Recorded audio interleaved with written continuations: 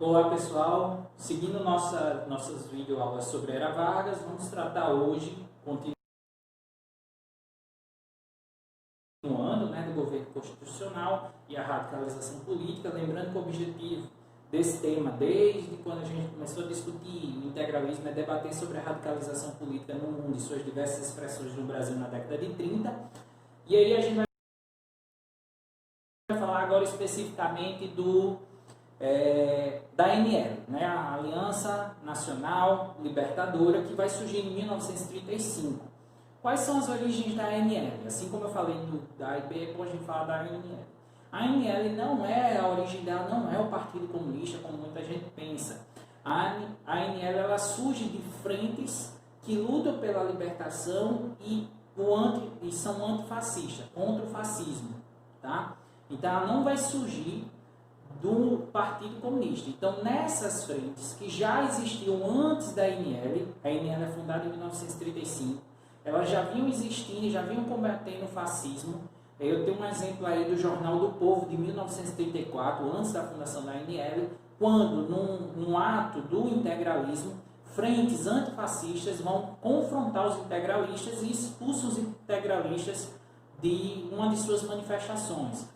Essa reportagem ficou famosa porque trata com ironia, com sátira, os integralistas, dizendo que o integralista não corre, voa.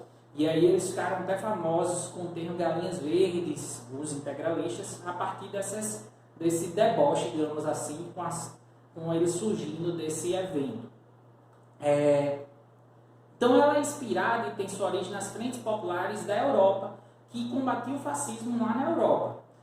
Aqui no Brasil, o que é que vai acontecer? Vão fundar a ANL, reunindo esses grupos populares de diversas origens. Tinha comunistas, socialistas, tenentistas descontentes com o governo de Vargas, com as alianças de Vargas com a oligarquia e com seu conservadorismo, liberais, alguns católicos que não eram conservadores, principalmente católicos que tinham uma ligação muito mais com as propostas sociais do catolicismo, que aí está ligado à linha mais franciscana, ou no futuro a teologia da libertação, que é uma corrente católica que tenta fazer ações sociais, tá? E qual era a sua pauta principal, seu objetivo principal, o objetivo de luta da ANL?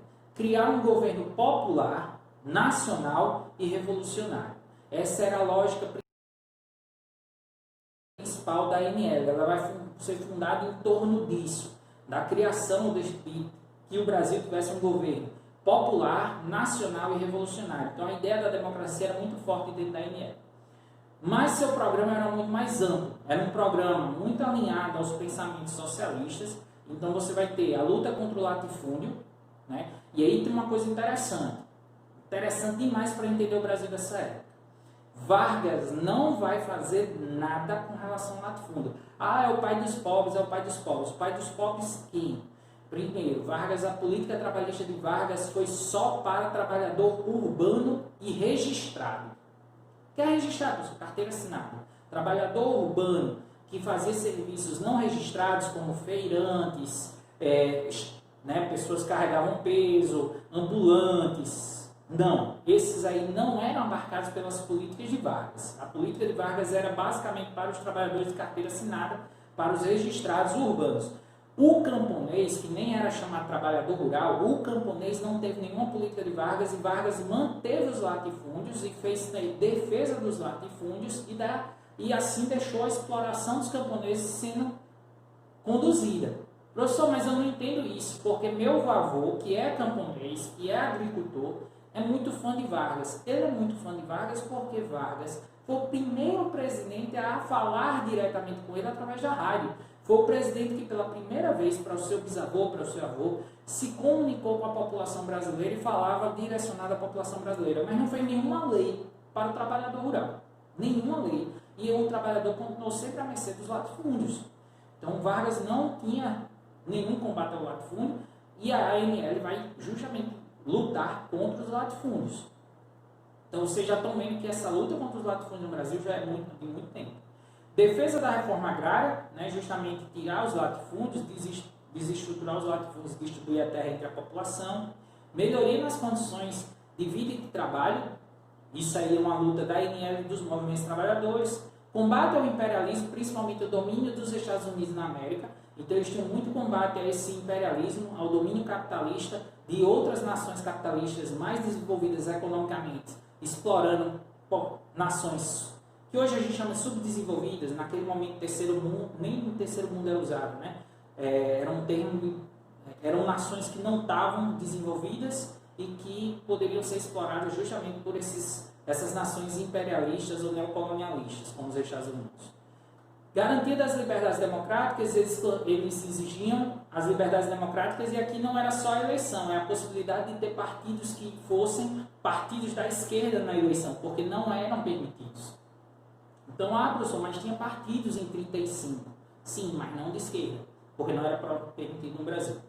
Então, isso é importante, tá? Muita gente sai criticando os governos de esquerda no mundo por não permitirem partidos de direita. Os governos de direita no mundo, por muito tempo, não permitiram partidos de esquerda, gente. Era uma postura extremamente comum dos dois lados, tá? Suspensão do pagamento da dívida externa brasileira, lembrando que o Brasil tem uma dívida externa enorme que só aumentava desde o século XIX, e de acordo com a ANL a gente devia suspender o pagamento da dívida externa porque ela era exploratória. E o combate ao nazifascismo, que é uma das suas principais pautas ideológicas, tá?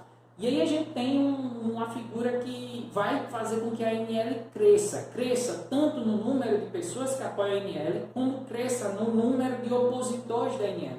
O governo de Vargas vai ficar de olho cada vez maior em cima da ANL com a figura do Luiz Carlos Prestes. Luiz Carlos Prestes, ele, como vocês já devem saber, ele participou do movimento tenentista, foi um líder do movimento tenentista durante a Revolução de 30. Vargas tenta trazer Luiz Carlos Prestes junto com os outros tenentistas para o seu lado. Luiz Carlos Prestes não aceita apoiar Vargas, porque Vargas era um oligarca, e naquele momento Luiz Carlos Prestes já estava fazendo suas leituras comunistas, então já estava se aproximando do comunismo e não vai apoiar, né, uma figura da direita. Então ele pega e não aceita participar. O que é que acontece? Luiz Carlos Prestes vai ser criminalizado, então ele vai entrar numa lista de pessoas que, se chegassem no Brasil, seria preso, mas ele entra no Brasil escondido com sua guarda-costa, que é Olga Benário, que acaba se tornando sua esposa, tem uma história de amor, eles vão ter uma filha juntos, e eu acho que todo mundo já sabe como essa história termina. Olga Benário vai ser presa, vai ser exilada, vai ser morta em campos nazistas, campos de concentração nazista. O governo Vargas vai tratá-la desse modo, mas aí eles entram escondidos para tentar justamente organizar uma oposição a Vargas aqui dentro. E ele vem enviado para o Brasil justamente pelo Partido Comunista Russo, onde ele fez a sua formação. E aí ele chega no Brasil, e a ANL, nem todos os membros da ANL viam com bons olhos Luiz Carlos Prestes, justamente porque ele era um tenentista, e ninguém sabia muito bem como que tinha sido esse percurso dele de formação. Só que devido ao direcionamento do Partido Comunista e digamos assim, uma cartada do Partido Comunista dizendo, ele é de confiança da gente, Luiz Carlos Prestes vai ser aceito na ANL e vai ser colocado como presidente de honra da ANL. Isso vai fazer com que mais gente se reúna na ANL, porque existia essa figura heróica do homem que marchou contra as oligarquias em 1924 a 27, com a coluna Prestes.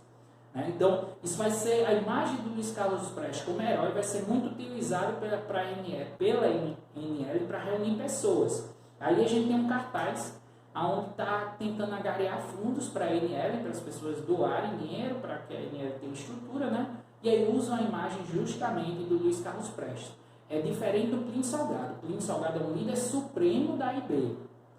Luiz Carlos Prestes não é o líder da ANL, ele é uma figura, uma imagem, um símbolo da ANL. Ele é um presidente de honra, ele não é um diretor da ANL, tá? Só para não fazer uma comparação que não dá para ser comparado.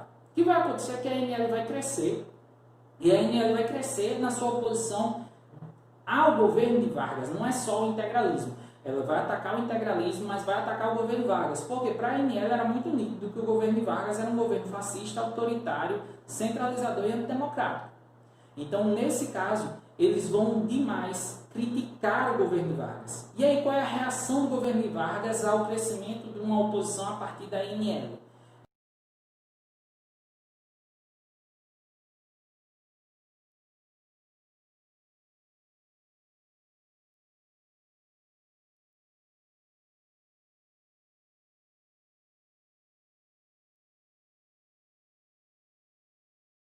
É justamente criar uma lei chamada Lei de Segurança Nacional, que ficou conhecida como Lei Monstro. Essa lei define os crimes contra a ordem política e social. Então, a lei dá um conjunto de crimes que era considerado contra a ordem política e social, que são a ordem política, no caso, relacionada à questão política e social dos trabalhadores, tá? Só para ficar mais claro.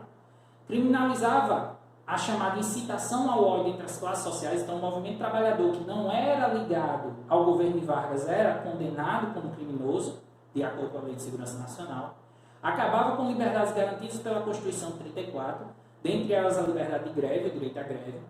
Caso considerados subversivos, poderiam ser fechados ou impedidos associações, sindicatos e partidos. Então, se fosse considerado subversivo, era fechado. Publicações consideradas subversivas eram censuradas, tá? Não, jornais ainda não eram fechados, mas as publicações eram retiradas. Jornais e emissoras de rádio que publicassem ou fizessem menções a reportagens que fossem consideradas subversivas também eram censurados. Normalmente não fechavam, mas censuravam. Ou fazia alguma sanção a esse jornal, ele era punido. Prisão e condenação de cidadãos sem direito a ampla defesa e julgados por um tribunal federal. Ou seja, o cidadão que era considerado subversivo politicamente ou de ordem social, ele era preso, ele não tinha um julgamento comum, ele não tinha o direito a ampla defesa, ele ia ser julgado no tribunal federal sem essa ampla defesa. Então, os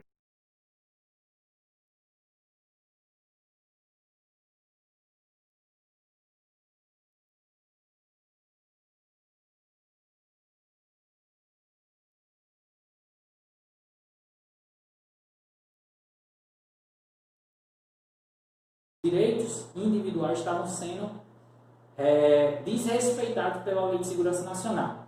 E essa lei ela não foi bem recebida, principalmente pela imprensa e pelos grupos de oposição a Vargas, né? Aí eu tenho uma charge do Storm, que é um grande crítico político da época, a gente já viu ele desde a Primeira República criticando as oligarquias, e ele tem aí, simbolizando a Lei de Segurança Nacional, uma espécie de forte cheio de canhões, né? Direcionada aí para o Zé Povinho, que é essa figura aqui que está embaixo, tá? Que está representado Zé. Um dos caras que está lá no forte é o Getúlio Vargas, né? O que vocês podem ver, o rostinho lembra muito. E aí tem um diálogo entre o Zé Povinho e o Getúlio Vargas. Zé, falando, né? Todo esse aparato é para garantir a democracia liberal? E Getúlio responde, não, é para nos defendermos dela. Então, a Lei de Segurança Nacional, de acordo com o Storm, estava mais para combater a democracia do que para defendê-la, né? Então, ela estava acabando com a democracia, porque acabava com as oposições políticas a Vargas. Uma dessas oposições vai ser justamente a ANL. Em maio de 1937, durante eventos que eram celebrações em homenagem ao movimento tenentista, vai ser lido um manifesto do Luiz Carlos Prestes. Não é Luiz Carlos Prestes que vai falar, ele escreve esse manifesto vai ser lido em várias partes do Brasil. No Rio de Janeiro é lido pelo Carlos Lacerda, que na época era da esquerda, depois a gente vai ver que no caso Lacerda se torna um grande membro liberal da direita nas décadas posteriores, mas aqui não importa, nesse momento ele era da ANL.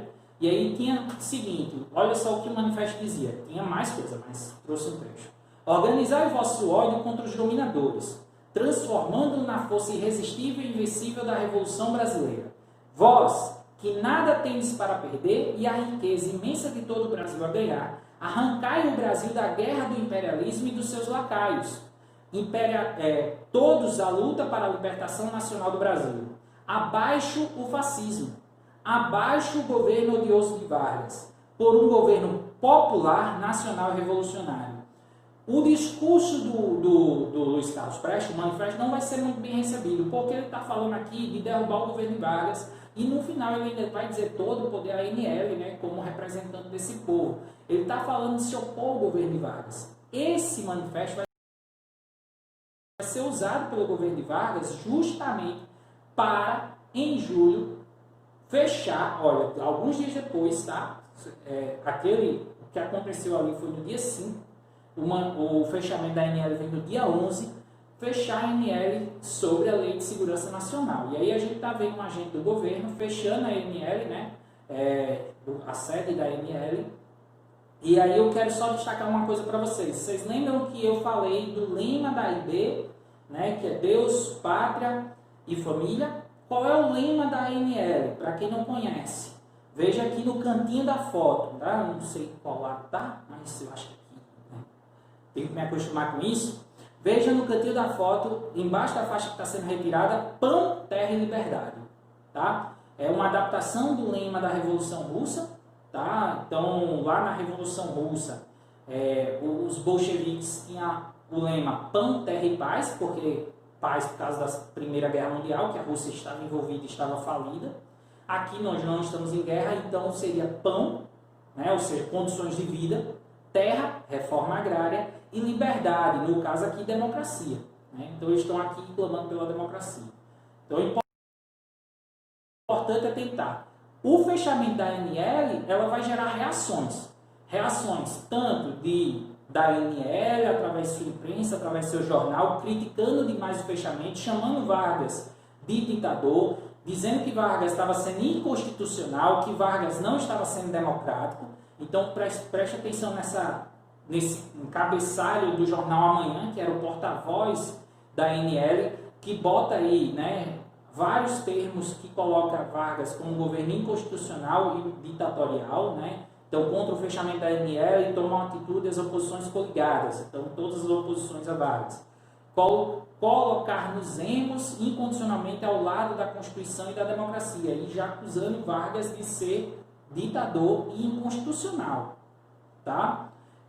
Uma outra coisa que chama atenção nessa capa do Jornal Amanhã é que eles acusam de que Vargas privilegia os integralistas. Aqui no cantinho você percebe os integralistas sob a proteção solícita do governo. Ou seja, o governo vai fechar a ANL, mas não faz nada com o integralista.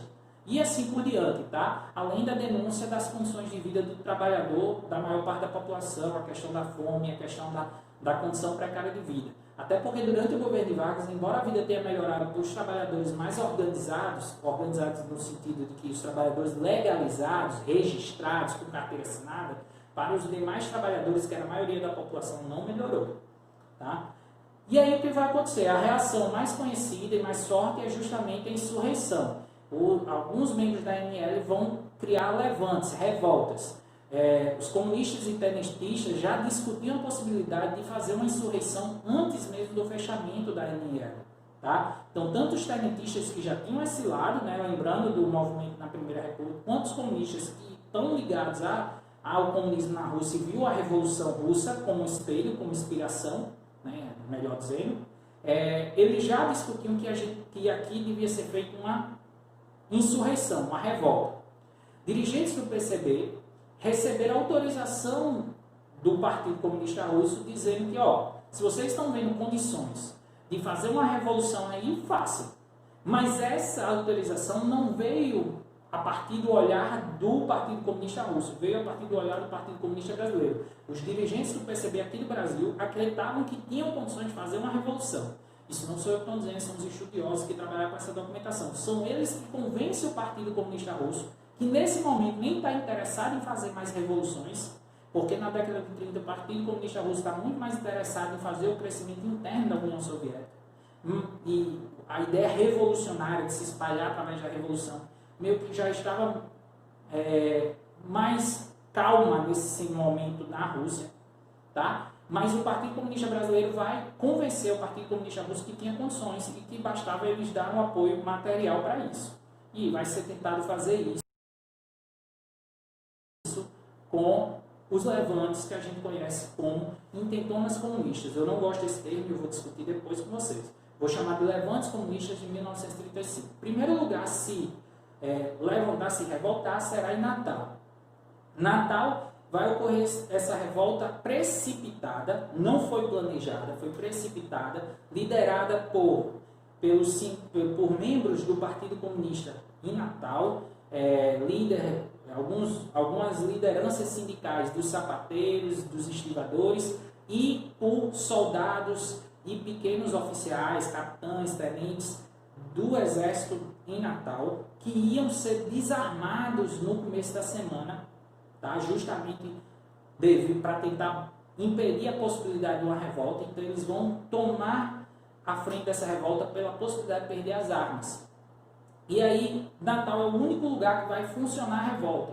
Eles vão tomar Natal, o governador vai ter que sair fugir de Natal, vai se refugiar em Macaíba, numa cidade próxima, naquela época não tão próxima assim, tá? Eles vão enfrentar as forças legalistas, as forças do governo Natal, tá aí o batalhão da polícia, da Força Pública do Rio Grande do Norte, que foi metralhado, foi cercado e metralhado.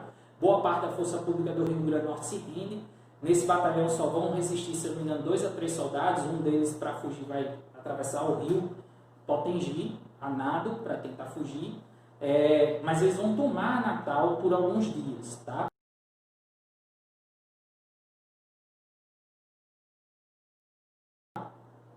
E vão até fazer uma coisa muito interessante, porque lá em Natal, quando eles tomam Natal, eles implementam um governo, eles vão criar algumas colunas para entrar no interior e fazer a revolução no resto do estado, que não vai funcionar, essa coluna não consegue ser efetiva, mas em Natal eles vão estabelecer uma tentativa de governo nesses dias, vão entrar nos cofres dos bancos, né, vão fazer assaltos, vão redistribuir, esse dinheiro vai ser usado na tentativa de implementar o governo. Os comerciantes vão reabrir os negócios forçados pelos revolucionários, mas com preço de custo, porque o que acontecia? Em 1935 a inflação dos alimentos estava altíssima e a população estava passando fome.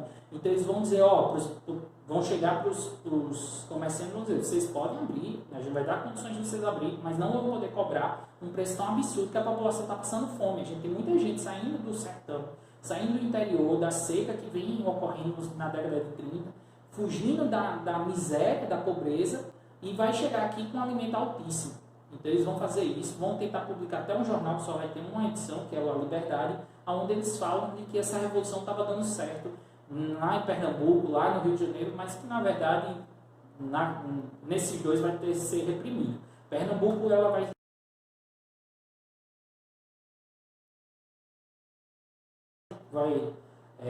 se revoltar no domingo, dia 24, mas vai ser logo reprimida pelas forças do governo. No dia 27, o Rio de Janeiro também se levanta, vai resistir até mais ou menos o dia 29, em 2 batalhões do Rio de Janeiro, mas também não vai funcionar.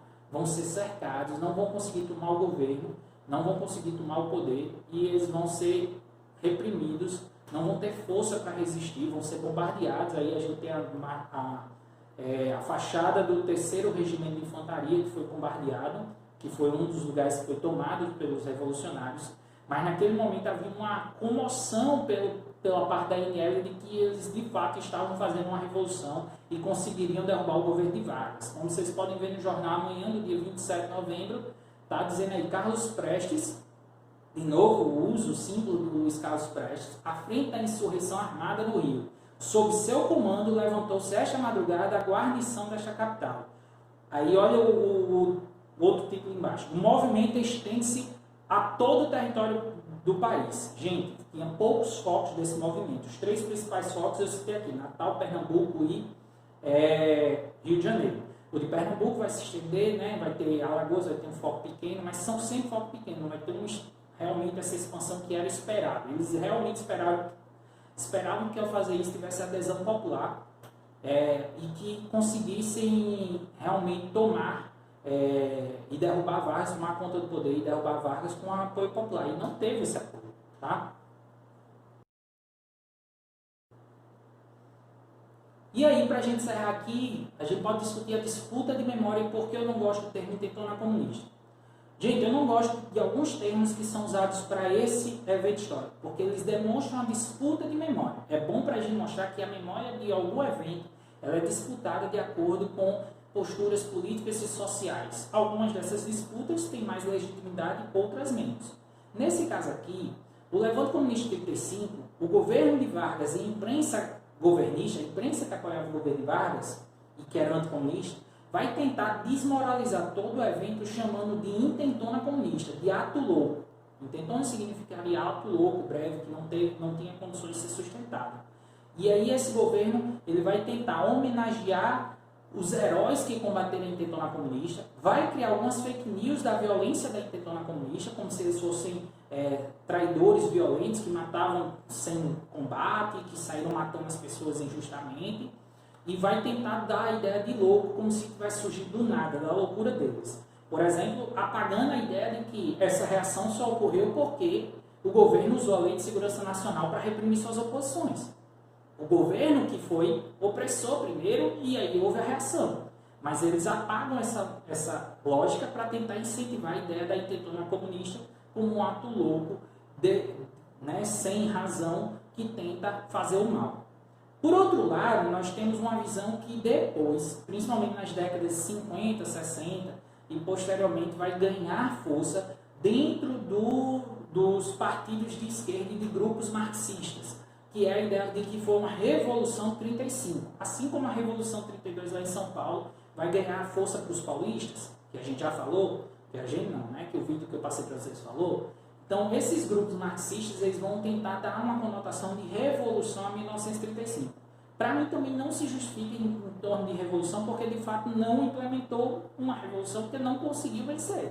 Se tivesse sido feito, tudo bem. Mas não, foi uma revolta, ela não consegue vencer e implementar um governo. Então, eu prefiro o termo Levantes Comunistas 35 ou Revoltas Comunistas 35, porque ela traz o caráter momentâneo daquela ação e não apaga a razão de ele ter surgido, que é justamente um governo ditatorial e opressor de Vargas. Tá? Então é por aqui que eu vou parar. Eu quero que vocês entendam essas disputas de memórias, até porque podem cair em questão. Tá? Eu trouxe como símbolo dessa disputa de memória um monumento aos soldados mortos da intentona comunista de 1935. Fundaram esse monumento por Vargas, aos soldados que combateram a intentona.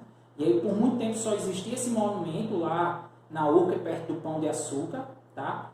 E aí, depois da democratização, do final da ditadura civil-militar, depois de 1985, eu não sei dizer exatamente, foi que a esquerda brasileira conseguiu que fizesse um monumento bem pequenininho, que está por trás desse, do outro lado da rua, aos revoltosos. Tá? Então, essas disputas de memória ainda estão muito presentes até hoje, tá certo? Então, vou ficar por aqui. Próximo vídeo que vocês vão assistir vai continuar nesse tema, mas não mais ligada nem à EB nem à ANL, mas sim ao governo de Vargas e ao autoritarismo no governo de Vargas, tá certo? Então, até a próxima, assista o próximo vídeo, né? Lembre-se, curtam, comentem, ativem o sininho, tá certo?